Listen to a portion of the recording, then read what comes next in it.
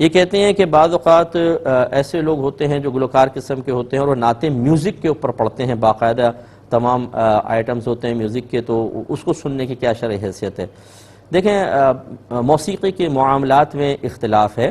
بعض علماء موسیقی کو فی نفسی ہی جائز قرار دیتے ہیں، اور ان کا کہنا یہ ہے کہ اگر یہ گندے اشعار کے ساتھ ہو تو ناجائز، ورنہ اچھے اشعار کے ساتھ ہو تو اس کا سننا صحیح ہے، اور بعض اس کو منع کرتے ہیں۔ اگر کوئی گلوکار میوزک کے ساتھ کوئی نعت پڑھتا ہے تو اس کے سننے کی کیا شرعی حیثیت ہے؟ اس کا میں جواب دے رہا تھا کہ موسیقی کے باب میں گروہ علماء دو حصوں میں بٹے ہوئے ہیں۔ ایک یہ کہتے ہیں کہ اگر موسیقی ایسی بیجا ہے اور گندے اشعار کے ساتھ ہے تو یہ منع ہے، یہ تو سبھی اس پہ متفق ہیں۔ جو بٹے ہوئے دو حصوں میں وہ یہ ہیں کہ پاکیزہ کلام ہو اور میوزک کے ساتھ ہو تو اس کو سن سکتے ہیں کہ نہیں۔ تو ایک گروپ تو وہ ہے کہ جو کہتا ہے کہ نہیں سن سکتے ہیں، وہ یہ کہتے ہیں کہ موسیقی حدیث میں منع ہے۔ نبی کریم صلی اللہ علیہ وسلم نے قرب قیامت کی علامات میں سے یہ بیان فرمایا کہ آلات موسیقی کو حلال کر لیا جائے گا، لہٰذا وہ منع فرماتے ہیں۔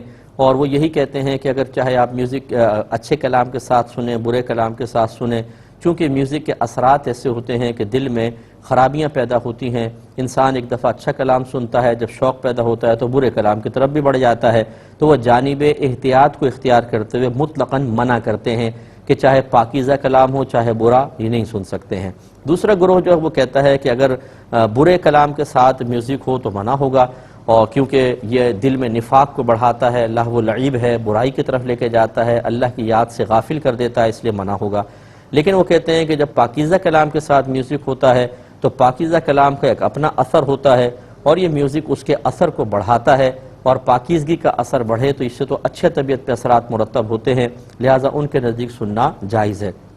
جب مسئلہ مختلف ہی ہے تو بہتر یہ ہے، ہم ہمیشہ یہ کہتے ہیں کہ آپ کسی ایسے عالم دین مفتی صاحب کو منتخب کریں جو صحیح العقیدہ بھی ہوں اور اچھے ان کے مسائل پہ گہری نظر ہو، ان کو فالو کریں اور پھر ان کی سوچ و فکر پر آپ چلیں۔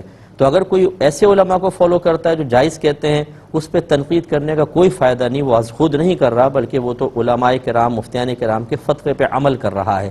اور اگر کوئی ان محتاط علماء جو احتیاط کہتے ہیں کہ بھئی احتیاط ہے، ان کو فالو کر رہا ہے تو اس پر تنقید نہیں ہونی چاہیے۔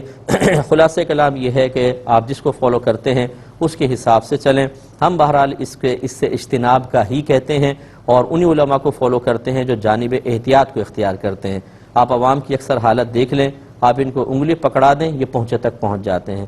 جو مزارات کے اوپر آج کل بہت ساری خرافات رائج ہیں، کیا ہمارے اکابرین نے ان خرافات میں مبتلا ہونے کے لیے لوگوں کو مزارات پر حاضری کی اجازت دی تھی؟ یقیناً نہیں۔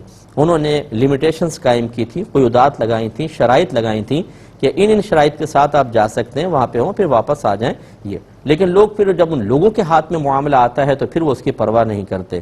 جو ایک نعت کو میوزک میں سن لیتا ہے، اس کے بعد پھر اس کا دل چاہتا ہے پھر کوئی اور کہیں میوزک چل رہا ہوگا، وہ اس طرف بھی مائل ہو جائے گا، اور پھر اس کا اپنے نفس کو قابو میں کرنا بہت ہی مشکل ہو جاتا ہے۔ اس لیے ہم کہتے ہیں کہ جانب احتیاط کو اختیار کرنا بہتر ہے۔